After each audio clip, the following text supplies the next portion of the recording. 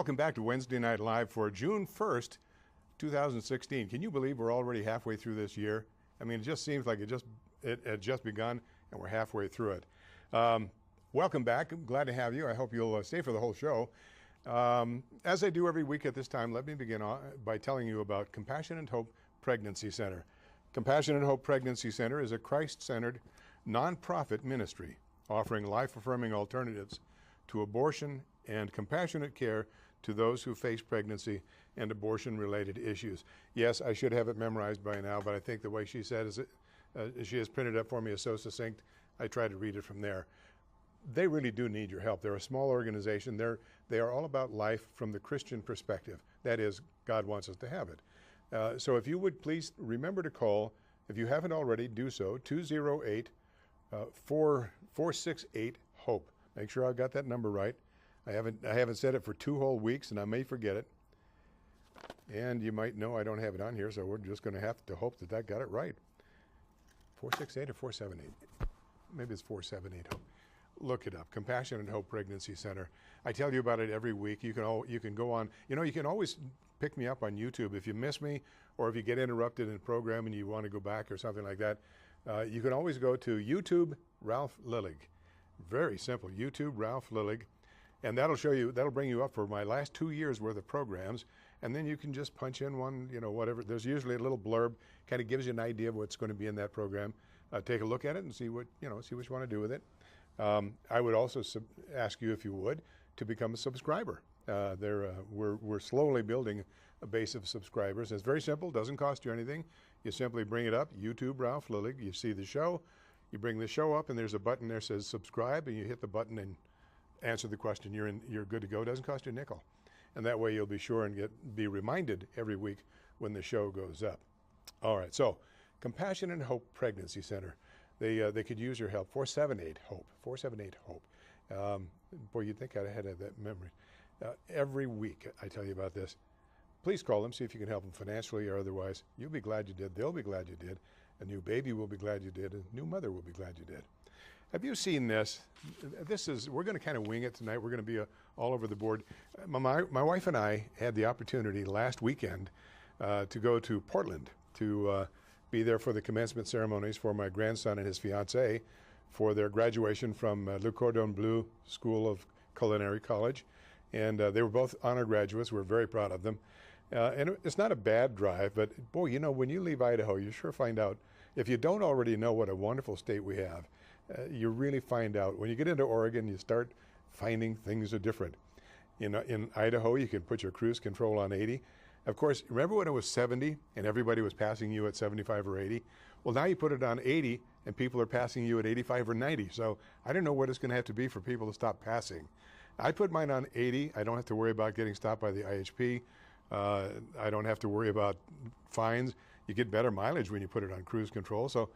But the minute you hit that Oregon border, boom, it drops to 70. And when we got to Portland, this was just an amazing thing to us. There are portions of the area right outside of Portland where it drops to 65, and then it drops to 55 for about 40 miles. 55? And there's nothing there. Are you kidding me? I mean, it's like what's the peanut farmer's name? Jimmy Carter. Yeah, how could I forget? It's like back during the Jimmy Carter era when he screwed it up so badly, and our friends, the Saudis, OPEC was shafting us on the oil. We couldn't get enough, and so they dropped the speed limit to 55 to try to help conserve fuel. Oregon is very strange. I have to tell you, there is a very distinct difference between Eastern Oregon and coastal Oregon, just like there is in California. It's interesting, in California you've got basically 3 power bases. Sacramento, of course, is the capital, but the population bases are San Francisco, Los Angeles, and San Diego. San Jose is getting to be quite big too, so they're starting to figure in. Those are the population bases for California, and those are so-called blue areas where it's almost all left-wing, commie, pinko, bedwetting, progressive Democrat. And the minute you get away from there, it turns red with the people who have to work for a living, the farmers, the ranchers, the people who are suffering at the hands of government. And believe me, Eastern California is not the same as coastal California. Well, it's the same in Oregon and Washington. We stopped at a nice little town, very quaint little town called Baker City, which is roughly halfway between Pocatello and Portland. A little town, it says on the Google, I think it's about 10,000 people. I think it's a little bigger than that. They have over 100 National Registry buildings, historic buildings in this little town. The downtown is very quaint. People have taken a special effort to make their old buildings, you know, to restore them to what they were 100 years ago. Some, I think the oldest I saw was 1886. There's one place there called the Geyser Grand Hotel. 10 years ago, they told us, we had lunch there coming back from Portland. They told us that 10 years ago, they were trying to decide whether or not to hit it with a wrecking ball and what to do with it. Were they going to make this building into a parking structure? They didn't really want to do that because it isn't a historical building. 4 feet of water in the basement. Somebody with some vision came in there, restored the building. It is a beautiful old building in this little town. It's a very quiet little town. Just a great place. And if you're like me, I like a good martini. I drink very rarely, but if I go out to dinner at a place that has a little bit of swank to it, I like to have a martini. You can't get a good martini in Pocatello, folks, I'm sorry to say. And it's the easiest drink in the world to make. I won't even name the last place here where I got one, where I ordered one, and the mess and the bartender, God bless him or her, did not know how to make a martini. But in the Geyser Grand, oh my goodness, the little gal that works in there, she's, I would say, would you say mid-20s, something like that? Very pretty little blonde girl, covered with graffiti. I just couldn't imagine that. I just looked at her and I thought, oh, you poor thing. But she couldn't have been sweeter. And I asked her if, I looked at their liquor menu, and they had really good quality stuff in this little town. Boodle's Gin, which is my preferred gin, they had it on their menu in this little hotel. So she mixed a martini. I loved it. Well, you get into Portland. Portland is, from my point of view, and now, first of all, let me say this from the bottom of my heart. As you know, my wife and I are transplants from that state whose name we shouldn't mention. This is our home. We came here by choice. We're not here by accident of birth. We came here by choice, and we love it. We love our city. I mean, we're not crazy about everything that goes on politically and all that, but we love our city. We love our neighbors. We really love living here. And sometimes it's a good dose of medicine for us to get out of here and go someplace else and remind ourselves of how much we love Pocatello and the state of Idaho. We really do love it here. Pocatello, I mean, Oregon, Eastern Oregon is not pretty. Most of it is just barren, nasty desert with hardly any vegetation. As you go further west, the rainfall is increased and it becomes, some of it prettier, and then actually it becomes very attractive as you get closer inland. But the difference between Eastern Oregon and Western is like 2 different states. And I was talking to this fellow that worked at the Geyser Grand. He was one of the hotel staff. And he was worried because in Oregon, and this is a good lesson for all of us as to what can happen if we're not electing the right people with their heads screwed on tightly. As you know, Seattle is they're forcing a $15 an hour minimum wage. Oregon is going to a $15 an hour minimum wage. California, under Moonbeam Brown, is going to a $15 minimum wage. Well, this is for minimum wage jobs like McDonald's. Well, they can't afford to sell a hamburger. When they're spending $15 an hour for 8 hours a day for a person, they've either got to cut back or they've got to figure out some way other to cut people. The more expense these idiots put on there, the more they have to cut people out of the equation. Flipping burgers at McDonald's was never meant to be a career field in which you raise a family. That started happening, as you may know, when the Mexicans and the other South Americans started invading the country in the mid-70s. All of these low-paying jobs, and it wasn't just gardeners and car washers, it was the McDonald's and the Burger Kings and the rest of these fast food places started hiring the illegal aliens because nobody in California wanted to enforce it. They were leaving it alone. If they did enforce it, you'd call up ICE or you'd call up the immigration people, and as I did as a police officer, and they basically just kiss you off.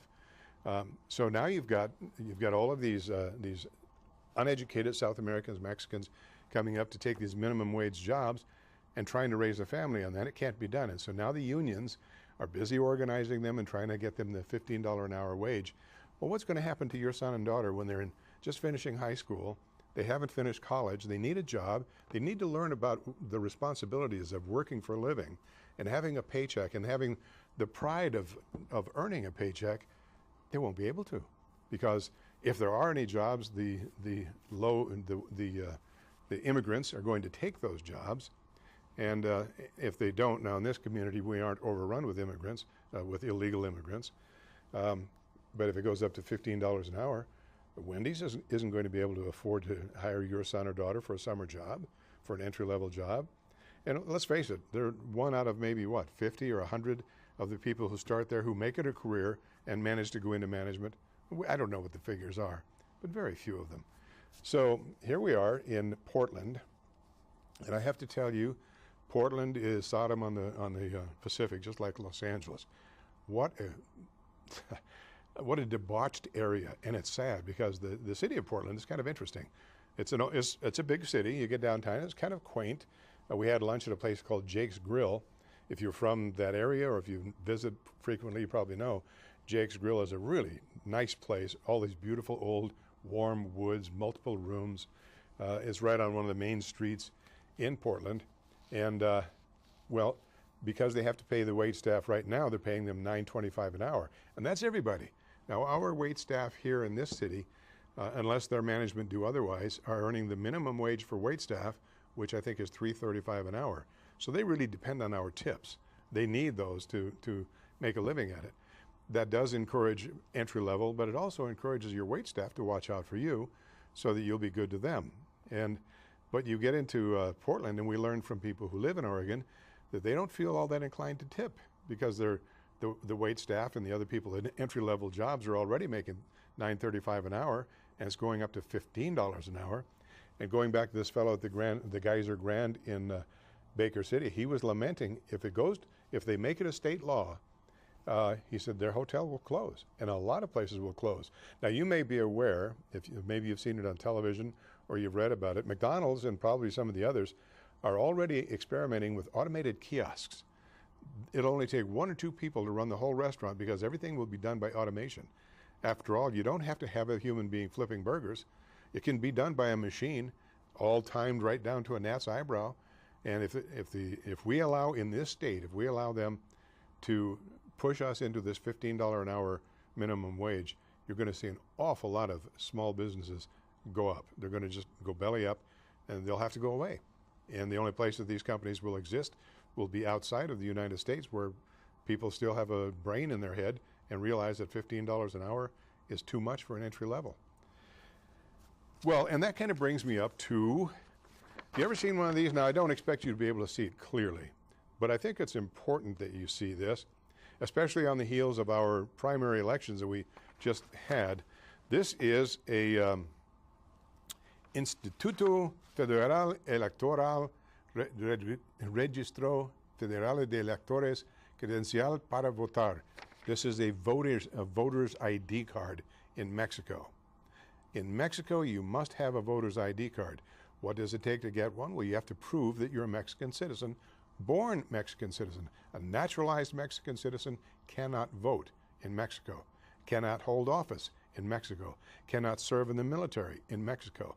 And yet here we are in our country with all of the do-gooder Hildebeests and the rest of the left-wing commie pinko progressives who are insisting that it's okay to vote without any identification. And who are the people who are voting? Well, who do you think turned California into Mexico North as it was 150 years ago? It was mostly illegal Mexicans who came up here and get a green card or get other fraudulent identification and go down and vote. And nobody even bothers to ask them. In fact, there is a card in Los Angeles, I don't know if it's California-wide, called the Matriculo. I think it's the Carta de Matriculo. And it's an identification card that states on it that I'm a Mexican, I'm a resident. It doesn't even say you're a resident here. I'm a Mexican citizen, and this is my identification. And police officers have to accept that as identification whenever they're doing an investigation. It has no legal authority in this nation, but the Mexican consulate has managed to well, they didn't have to work overtime to persuade the left-wing liberals there. So they will accept that for any kind of business. Credit card business, doesn't matter. And yet, if you wanted to vote, if you were a naturalized citizen in Mexico, you can't even get this voter card in order to vote. You will never be allowed to, even as a naturalized citizen. Do you think there's a double standard here? Why do we not require anybody to prove their identity as an American before they go vote? Now, I know when I voted in the primaries, I had to show them my driver's license. The driver's license that I received recently, I got it last June when the old one expired. The DMV here made me produce a copy of my birth certificate to prove that I was an American. Now, I've never had that happen in over 70 years. I was really astonished. Do I look to you like I'm Hispanic? Do I look to you like I'm Asian, African, or anything else? I probably didn't to them either. But I had to prove that I was an American citizen, so I had to contact New Mexico, where I was born, and get a copy of my birth certificate. And they only give you a partial. They won't give you the whole thing. I guess you have to go in person to get a copy of the real thing. I don't know. But it was enough to get a driver's license. I was a little astonished. And yet, we don't ask any of these people for identifications to vote here, even though they're illegal. Well, enough said. You get the picture. We're going to be talking more about it, because, and this came up, you may have seen this on television recently, where there were basically riots down in Arizona. And I think in Nevada and maybe in Los Angeles, where Mexicans who are living here legally or illegally, I don't know, were protesting Donald Trump, and they're out there with the Mexican flag. Well, what do I care about the Mexican flag and my nation any more than they would care about an American flag on a protest march in Mexico City? I don't. It's an offensive thing. It offends me that they are flying the Mexican flag and protesting American laws and voting and all that other stuff. I'm offended by it, and hopefully you are too. Well, all right, enough of that. We're going to cover some of your letters. Going back to Portland, it's interesting. There is a mentality there that eludes me. We saw several bumper stickers on the back of cards that says, "Keep Portland weird." Apparently some folks there are really proud of being weird. And you have to be pretty weird if you live in a city where they have an annual naked bicycle ride, as they do in Portland. I think the next scheduled one is for, I think, June 27th or something like that. I saw it looking in the newspaper for upcoming events. That one stuck out there. Naked bicycle ride, and they have hundreds of people, if not thousands, that ride in this thing. I don't think I would like people pointing and giggling at me, but you know what? There's some strange people, or as Portland likes to say, there's some weird people there. In fact, Sunday morning before church, we went to a church where our current pastor used to pastor, just a few blocks from the hotel where we stayed. And the anchor lady was very professional. She was giving the news. It was a local station, one of the Fox affiliates or something. And they're giving the weather and the news and what's happening. And as she was about to, to sign off for the next broadcaster to come in there, she reminded everybody, remember, have a good, safe weekend and keep Portland weird. They're proud of this. Well, how weird are they? Well, while we were sitting in Jake's Grill, pardon me, a very nice place, as we're sitting in there, we're watching a guy walking down the street. Now, as you may know, Portland has these streetcars everywhere. It's really a great way to get around if you don't know any other way. We used it to get from our hotel downtown because the freeway system there is a little bit daunting. I'm sure that the locals don't have any problem with it, but it was a little bit daunting, even for me being formerly familiar with the LA system. So we took the train. Well, here's this guy. We're sitting in, having a drink, waiting for dinner or lunch. And this guy is walking down the middle of the street, and he's shaking his fist at people and yelling at the streetcar. I mean, complete Looney Tunes. Nobody pays him any attention. It just two women on the train playing tonsil hockey. Good-looking women on the train playing tonsil hockey as if this was the norm. Why are you looking? Now, of course, I am offended by this, and you know my point of view on the homosexual, the whole scene. But I would be offended if it was a young man and a young woman that were sitting there playing tonsil hockey, because there's a time and place for everything. And on public transportation in the middle of the daylight, there's no time for these deep, passionate tonsil hockey embraces. It's not necessary. If they're really serious, get a room or wait till you get home. But this took it to another dimension, and that is with the homosexuals parade. And isn't it interesting, all of the things that are being foisted upon us now, that because we are and now you know I'm not politically correct, and I will say what's on my mind, and some people construe it one way, others construe it as the other way. I will simply say that all truth is God's truth, and if you're speaking about the truth, then it's God's truth. God does not condone homosexual activity, doesn't condone it, and so, but we are now being forced by the progressives, those who are smarter than God, who are saying you have to accept it. We don't just want you to, you must. You must preach it in the streets. You must support it in your churches. They're demanding this.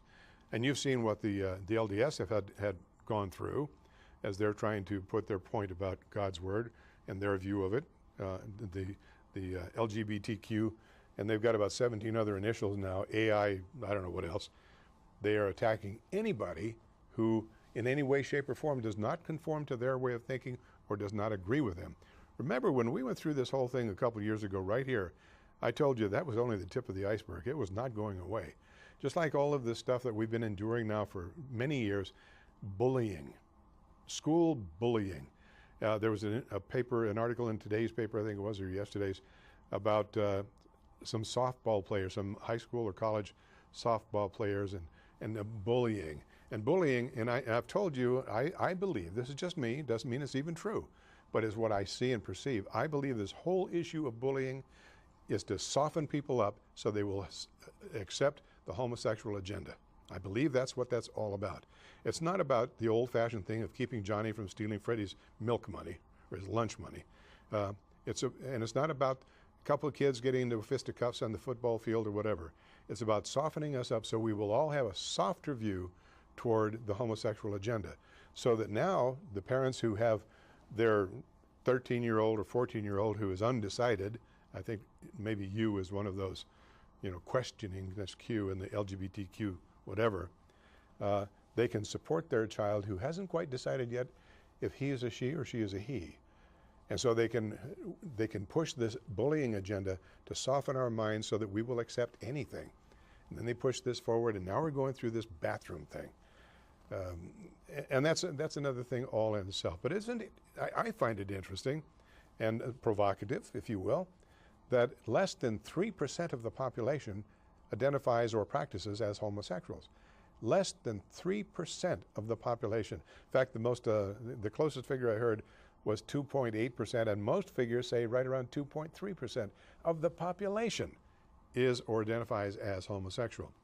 Taking it a step further to the current baloney, the bathroom issue, less than 0.1% identify as transgender, whatever that means. Less than 0.1%, and yet we are having a national referendum on bathrooms. Is there something wrong here, folks? Is there a truth that somehow we've missed? I started sharing this with you last time we were together. I'll share it with you a little more fully, for whatever it's worth. I told you about when I first got to Okinawa back in the last century, 1962, November of 1962. I got there late on a Saturday night, and I was in a transit hut. It was a Quonset hut that was for transitory people such as myself, and I wasn't due to report in until Monday morning, so I had to stay over. Sunday morning I got up, only guy in the whole barracks. Barracks that held about 40 men, and yes, they were not co-ed. So I did, it was early on a Sunday morning. Usually on the military bases in those days, you had 2 meals on Sundays. You had a breakfast and a dinner. There was no lunch. And the breakfast is usually served in a 3-hour window, and so I knew that. So I thought, well, I'll go get cleaned up and take care of my morning ablutions and go have some breakfast. Went into the bathroom. Now, the old-style military bathroom commonly were a whole row of commodes on one side of the room, and just 10 feet away, a whole row of sinks with a row of mirrors. And you brought your little DOP kit with you, and you did your shaving and all that stuff. If you went into the shower, it usually was a large enclosure with anywhere to maybe 10, as many as 15 or 20 shower heads, because they might need to shower a whole squad before they went on maneuvers or whatever, or when they come back from maneuvers. But I'm alone. So I sat down with the Sunday paper to take care of the first part of my morning business, and as I'm reading the Sunday funnies, in comes one of the little Nissans, the little Josan rather. Josan is a term for female Japanese. I couldn't estimate her age. She came down about 3 seats away, plopped herself down, and did her business. Well, I was busy trying to cover up with that funny paper because I'd never been in a situation like that. I didn't know what to think. Unfortunate or different from today, I was able to accept it a little more quickly because it wasn't a 200-pound linebacker from the Browns in drag. I knew that was a little female. I wasn't threatened. I was just kind of embarrassed because I'd never been there before. She did her business. Ohio gozaimasu, good morning. And, oh yes, iminasai, or whatever she said, when, you know, sayonara or whatever, when she left. And I'm sitting there completely baffled. I'd never seen this before. Finished my business, shaved, went into the shower, and I'm staying in the shower, and I hear some female talking, and I look around, and here are 3 or 4 little laundry girls. They would do the laundry for the base GIs. They're doing the laundry in the shower, and they're half naked, and they're in the shower, and they're doing their clothing. Well, here again, I was busy doing this silly dance trying to cover up, and it occurred to me, they didn't care. And after a while, you know, I didn't care either. Here again, I didn't feel threatened. These were people, obviously, they were young women of the other gender, the real other gender. No make-believe, I think I'm another gender.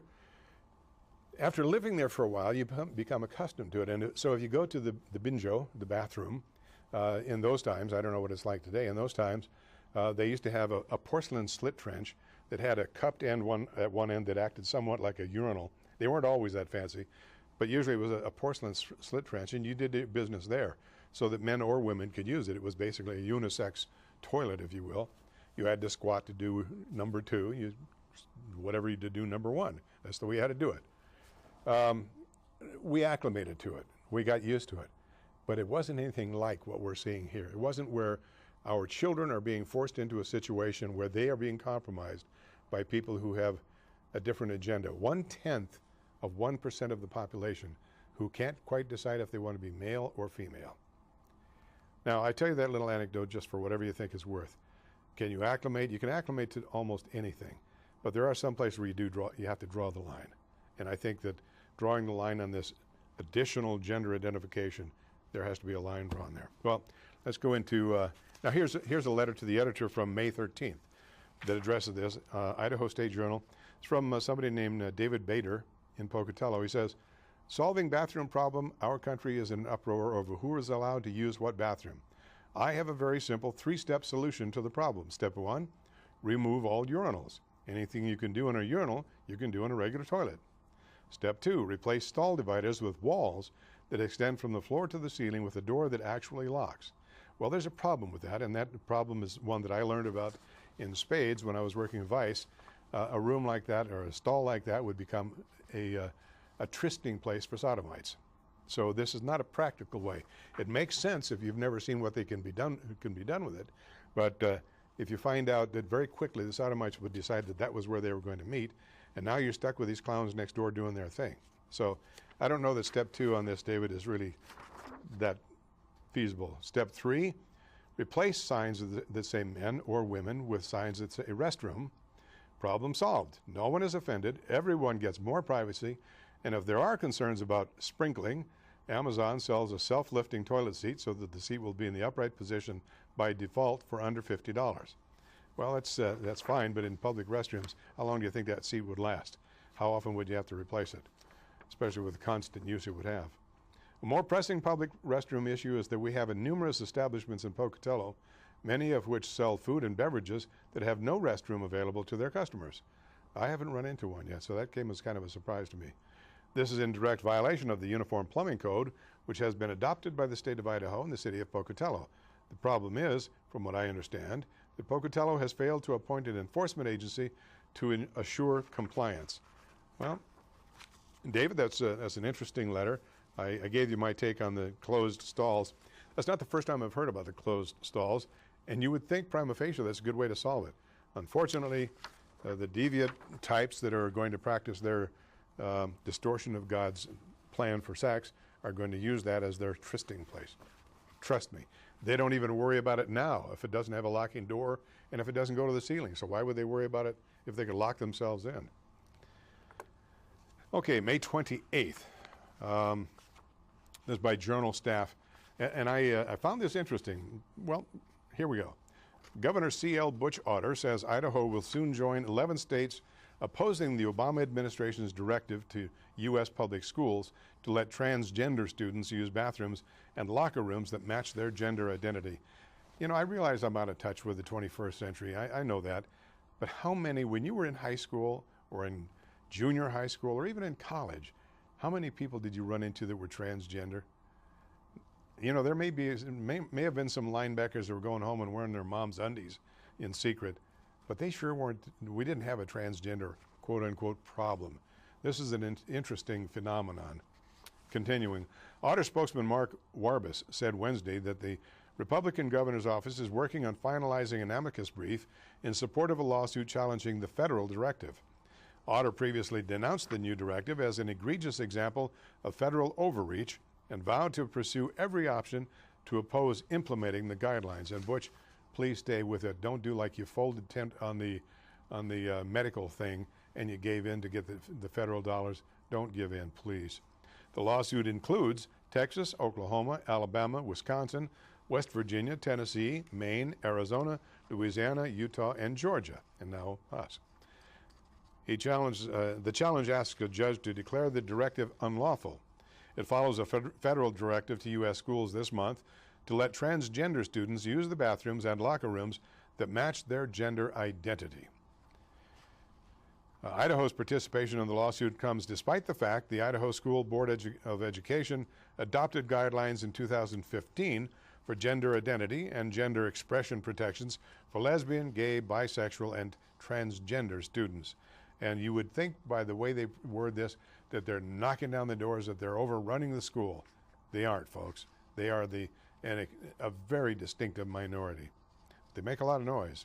Since the federal directive was issued, some Idaho school districts have grappled with the issue. They spelled it grappled with the issue, including the Sugar-Salem School Board. Sugar-Salem, well, I won't go into all of that, but it shows you just what a problem. Remember I told you the problem wasn't going to go away when the local homosexual community got their way by 56 votes to force us to accept this bogus so-called non-discrimination ordinance here in town.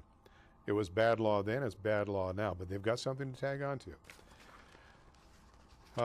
According to the Deseret News, the Church of Jesus Christ of Latter-day Saints issued a statement on the transgender issue May 17th, saying it isn't directly supporting or opposing the government directive, and instead is encouraging, quote, public schools to create and administer laws and regulations that properly balance issues of safety, privacy, and dignity in seeking fairness for all. And it goes on. So there it is, folks. Now we're going to have to worry about our sons and daughters and our children. And you know, it's an interesting thing. I've been watching, even with my own grandchildren, who one of them is in one of the public high schools now. One of them has finished three years at ISU. These are Christian children that were raised with Orthodox Christian identity and doctrine, and they have been brainwashed to the point where the public schools have done their degenerate business in causing these young people who are Christians and believers to start questioning whether or not they're even on sound ground. That's how insidious this thing is. And our schools right here in Pocatello are supporting this agenda. And if you aren't watching the front door, they're going to come in and steal your bathroom. It is a serious thing. We have got to be observant. Well, let's go on. Now, here's one that has got to be crushing the Great for Hate people and the Unitarians and all the rest who have these issues that they always have to get on board with. Unfortunately, even some of the Orthodox churches here in town have gotten on board with some pretty bizarre stuff. The Presbyterian Church apparently has decided that their major issue has to do with homosexuals and the LGBTQ life or support or whatever it is. But isn't it something that a national study has been done? It was done once in, I think it was 1990, and it has been done again. And, well, let me just read this to you. This was written by Neil Larson. Neil is, well, you know Neil. He writes very well. He writes every bit as well as he does on his programs on the radio. Neil says, a recent poll by the Washington Post revealed that approximately 90% of Native Americans are not offended by the Washington Redskins mascot. The news is devastating for white liberal academic elites who have emerged as society's go-to allocators of who is offended even when they aren't.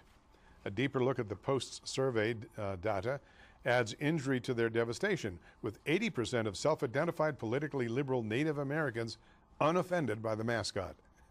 Oh no, I can hear the great for hate people crying already. Lillig, don't do that, don't do that. Of course, they've already labeled me as a racist, so they expect me to say these things anyway.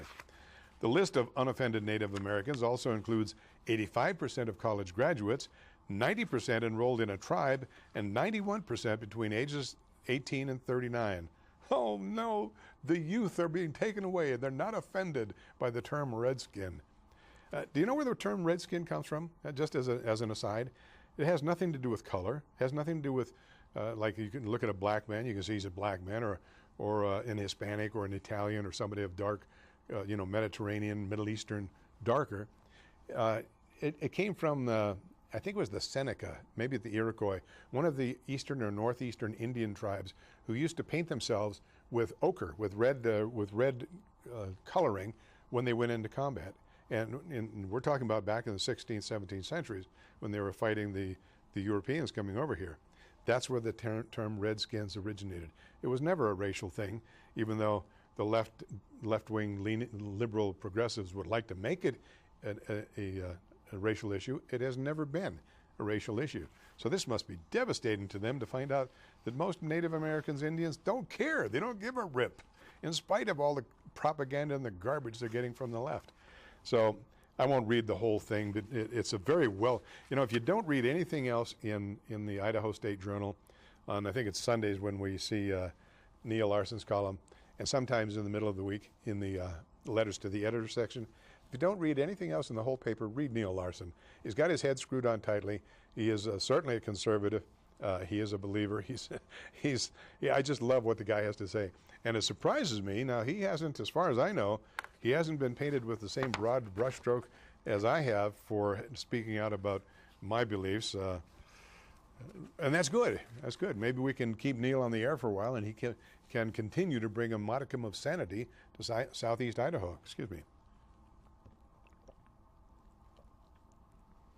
Well, you remember, I've been telling you a little bit about this business with the Muslim invasion, if you will, which is not an invasion as such, is a forced occupation that our government is forcing down our necks, and that our governor is aiding and abetting in Twin Falls in Treasure Valley, where the Chobani yogurt plant has a huge facility there, and they have, I think they have 600 employees at that plant, of which some 30% are Syrians that were brought over here a la King Obama's requirements. And I've told you, I've been concerned that the left wing and the Saudi, Kuwaiti / Middle Eastern associates are trying to turn this city into a Muslim enclave, and they're certainly working their worst to do it in Twin Falls.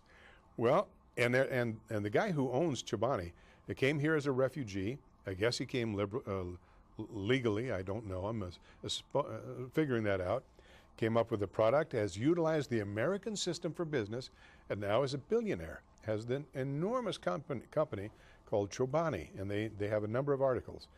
Well, he has made it very clear that he plans to use his money and his influence and his business to bring as many of the Muslims into this nation as he can.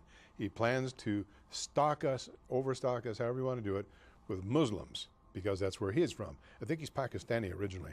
Well, here's an interesting thing on the WorldNet Daily, January 20th.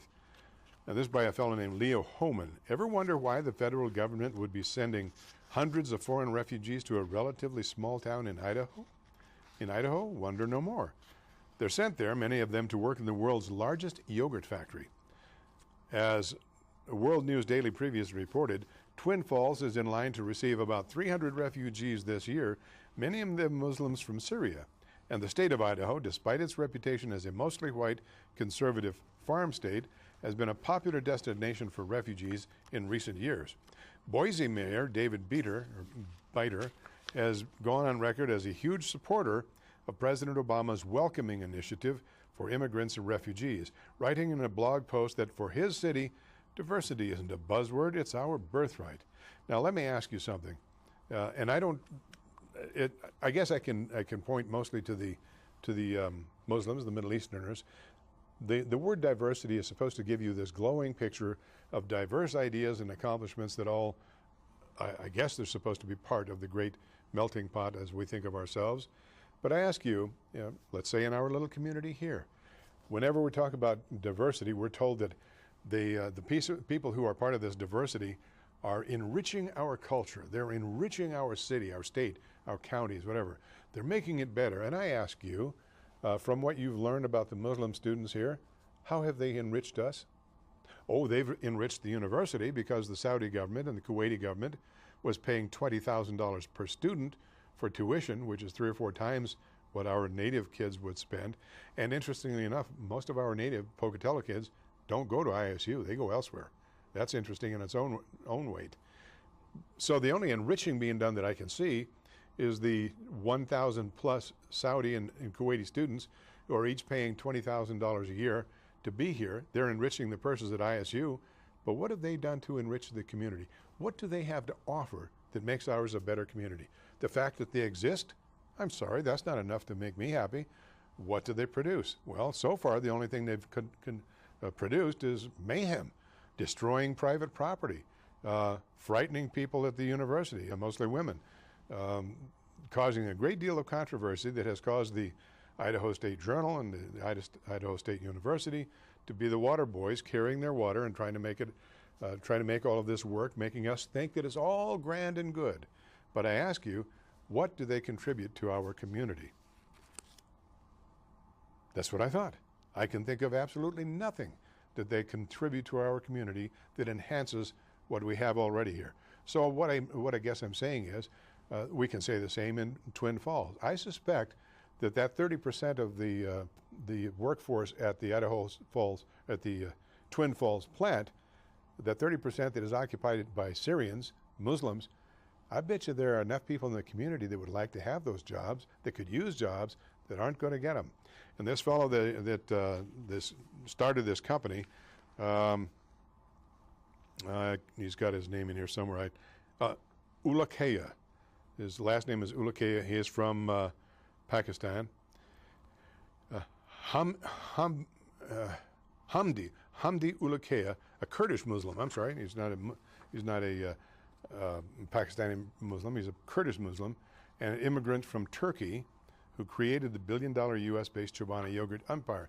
Now, I will tell you, in my opinion, there are lots of yogurt companies, American-made and other foreign, like Yoplait is Danone is French-owned. Yoplait is an American company. There's Greek yogurt. There are a number of yogurts. If you really like yogurt, you really need to have it, whether you like the regular style that is a little tart, or if you like it with fruit flavors and all that. You do not have to buy Chobani. You do not have to enrich this Kurdish Muslim who has decided to inundate our nation using his billion-dollar company with Muslims. We don't need anymore, just like Donald Trump, as I think accurately said, we need to put a moratorium on having them come into the nation at all. But those that have come, what have they contributed? Certainly in this area, they don't contribute squat diddly. So you don't have to buy Chobani if you want, and I would suggest you don't buy it.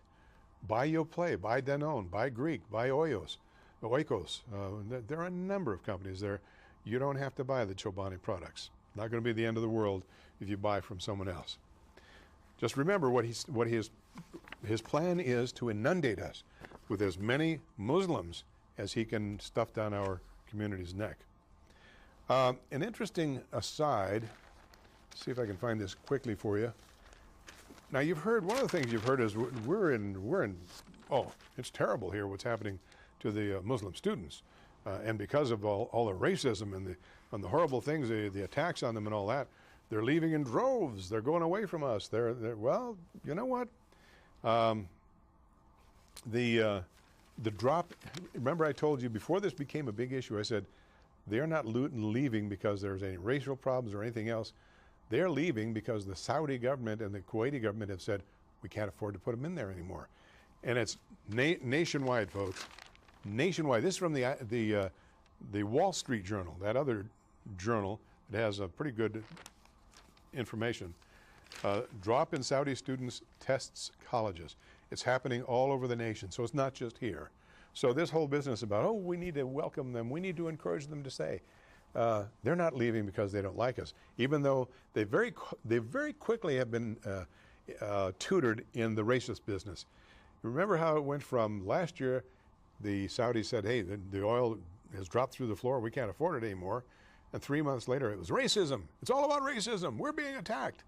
Somebody has been teaching them. I suspect it's the Great for Hate left-wing types who are teaching them, here's how you get by the system.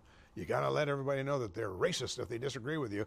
And so it went from the Saudis couldn't afford to send them here to, oh, you're racist, we're leaving. Well, it isn't. It's all across the nation. In fact, it's international. The Saudi government, the Kuwaiti government can't afford to send them to our schools anymore. All right. This is an article that I might not have expected from Mike O'Donnell. Mike has a very, for lack of a better term, progressive agenda, and I wouldn't have expected him to actually take note of something like this, but he did in the May 22nd Idaho State Journal. Saudi students trash Pocatello rental. Landlord Connie Dial wasn't prepared for the shock she received last Sunday when she entered the 3-bedroom house she had rented to 3 Idaho State University students from Saudi America. Connie, that was your first mistake. But I move on. The students had paid their $660 per month rent on time. Dial still had the $500 cleaning and security deposit they made when they signed their rental agreement last fall. It wouldn't be enough. Quoting, "Can you believe this?" Dial said as she opened the side door to the home nestled in a cluster of rentals she owns near South 4th Street and East Terry Street near Elmer's Restaurant. $500 won't cover this. A quick look down the stairwell to the unfinished basement revealed a pile of plastic bags, cardboard boxes, backpacks, old luggage, and assorted trash piled 4 feet high. Inside the small kitchen, a large pot with the remnants of a meal set atop a stove. The surface was blackened. Some of the control buttons had been broken, and the inside of the oven was coated with burned-on food and grease. Half-empty beverage bottles and some partial containers of food remained in a dirty refrigerator. Unwashed dishes and empty food boxes spilled out of a nearby sink. There was trash on the floor, and the odor of old food and smoke hung in the air. The hallway to the living room was strewn with pairs of abandoned sneakers, socks, plastic beverage containers, aluminum foil, and paper plates. The carpet in the living room was stained with dark soot and littered with food containers, cigarette butts, hoses from a smoking hookah, and student papers. A pair of crutches leaned against the wall. There was supposed to be no smoking, Dial said as she shook her head at the cigarette butts and ashes on the living room floor. Inside each bedroom, empty boxes, shoes, and papers were scattered on the floor. An uncleaned kitty litter box and empty a pet food dish, was along the wall of one bedroom. Light fixtures were missing from 2 of the rooms, and the carpeted floors were stained. This place was spotless, Dial said about the condition of the house when she rented it at the beginning of ISU's fall semester. Dial said the mess is something she has experienced several times in the past couple of years when she rented to male students from Saudi Arabia or Kuwait. And, Connie, I don't know how it works, but it seems to me unless the law is forcing you, why are you continuing to rent to them? If this is an experience you've had before, now it may be that the laws in the city or in the county force her to rent to them. I don't know that. But if they don't, Connie, why do you keep renting to them? You know what's going to happen. Thankfully, she said she had a great experience with a married Saudi couple from the university who rented one of her properties. So for the one good, she has 20 trashed. What the heck? They called me mom and sent pictures of me home, Dial said. But the trashed 3-bedroom home was one of many trashed properties she has entered after renters from the Middle East left Pocatello for their home countries. It was the worst, and it had her wondering if she would take a chance with Saudi students this fall. You finally getting the picture, Connie? Oh, well. I don't want to sound prejudiced, but this is ridiculous. And see, folks, there's the problem. We have been so conditioned by the liberal progressive press, the university crowd, even people in our own town who should know better, that people are scared to death to observe the truth and report on it for fear of being called a racist. And here, this woman just said it. I don't want to sound prejudiced, but this is ridiculous, because she knows, just like that homeowner I told you about, when I called her one night complaining about the half dozen Middle Eastern students that were in her rental, it wasn't legal for them to be there, but she didn't care. She was a school teacher in town. She's long left. She didn't care. She just wanted her money until she could sell the place. And the first word she said was, "You're a racist." It doesn't pay to tell the truth sometimes, unless you're willing to take it. Now, I'm not a racist, and I don't worry about it, but this poor woman is a property owner, and she's afraid of identifying the problem for fear of being branded as a racist. Folks, we have got to stop being politically correct and tell it like it is. You know, it's bad enough that our language is now being proscribed to the point where we can't use certain words in our language. Now, the so-called N-word, yeah, that's offensive. People using it are knuckleheads. But where did it ever say in the Constitution that anybody with bad taste or stupidity wasn't allowed to use the things that they wanted to say? Does it make it right? No. Does it make it right to force them to not use words that are offensive? No. We either have freedom of speech or we don't. And the reason we don't, using the N-word as a bad example, but an example, is because we have been so cowed by the left wing and by the progressive that we're scared to death to open our mouths. And yet, as I reported to you the last time we talked, when my wife and I were at a local restaurant recently, and the man and woman were talking, and she was dropping the F-bomb left and right. Now, I say F-bomb because this is a family channel, and you know what I'm talking about. Nobody is saying, you can't use that word. But if she had used the F-bomb with the N-bomb, why, they'd have probably stabbed her. And she would have deserved it for being so gauche. I mean, come on, folks. This business of being politically correct to the point of stupidity has got to stop. We are having our rights taken away from us word by word. And yet, and here's this poor woman, a property owner.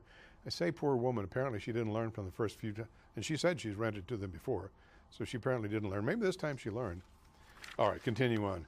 Dial, whose father Tom Dial once owned the nearby Sundial Motel and Elmer's, now owns about a dozen rental properties in Pocatello. She said having had bad experiences most of the time with Saudi and Kuwaiti renters has soured her, most of the time. Dial isn't the only landlord in Pocatello who has voiced similar concerns. Last year, Jerry Hodge, a friend of ours, and you know, the Hodges are some of the most decent people you will ever meet. They haven't raised their rent rates on people who've been renting from there for years. Even though they've been allowed to, they haven't done it because they don't want to put their renters in hock, so to speak. That's the kind of decent people they are. And yet, you remember last year, there was the picture on the front page about the trashed apartments. I think that one was owned by Councilman Johnston and at that time Assessor Packer, one of their properties. All right, so anyway. Last year, Jerry Hodge, who has 60 rental properties, said he has nothing but problems with Saudi and Kuwait student renters. He said they trash the rentals and smoke even if they agree to no smoking rules. In the Islam lexicon, agreeing to something doesn't mean anything if it's with an infidel. It's all part of taqiyya. You do whatever you want to. President of the Pocatello Landlords Association and former Bannock County Assessor Dave Packer said last year that damage and the inability to recover damages or unpaid rent is a real problem for landlords who rent to ISU students from the Middle East. As a result, landlords say they have been forced to increase cleaning and security deposits. Others have skirted fair housing laws and declined to rent apartments or houses to ISU students from Saudi Arabia or Kuwait. Dial said she's considering the refusal option. I don't want to get into trouble, she said. I'm just trying to make a living. Well, perhaps Connie Dial should just say no to Saudi and Kuwaiti students. Neighbors of the rental properties would be grateful. The students are horrible neighbors, as my wife and I and our neighbors found out over the last few years. And this maybe goes back to what I posited last time we met. If we're going to have these Saudi and Kuwaiti and other Middle Eastern students here that have, you know, their behavior is little more than animals, why aren't they staying in ISU dormitory rooms? Why? And if ISU just has to have them to enrich our culture, then they can build those because they're getting $20K a year per student. They can build more dorms to house them. Why foist them on the populace? Why foist them on the local population? And that's what's happening. They're being shoved down our necks. Here's a follow-up by Mike O'Donnell. The president of the Saudi Student Association at Wayne State University in Detroit, Michigan, read Sunday's Journal story on the Pocatello rental home trashed by Saudi students at Idaho State University and wants to make things right with landlord Connie Dial. Mossad Al-Kathami, a doctoral candidate in electrical engineering at Wayne State, said he's upset with the actions of Saudi students in Pocatello. You can't control other people, but at least we can help, Al-Kathami said. I want to fix this thing. Now, there's a decent thing. Al-Kathami said he read the Journal story online and was upset by the photos and description of the damages. In an email to the Journal that Al-Kathami wanted to forward to Dial, the graduate student offered to pay to hire a cleaning company and to repair any damage to the 3-bedroom home the Dial rented to 3 male Saudi students this past school years. On behalf of all Saudi students in the United States, I would like to apologize for what they did to you, Miss Connie, Al-Kathami wrote. It was extremely inappropriate, immature, and lacked respect. What they did was inexcusable and unacceptable. Dial said the offer is wonderful. I am so grateful, Dial said. The damaged home that Dial rented is nestled, and I told you where that is. When the 3 student renters departed last week and we went through the trashing of the house, when the students rented the house, they signed an agreement not to smoke inside the premises. I'm so sorry for what happened, Al-Kathami said. So, Muslims lied? Really? Taqiyya?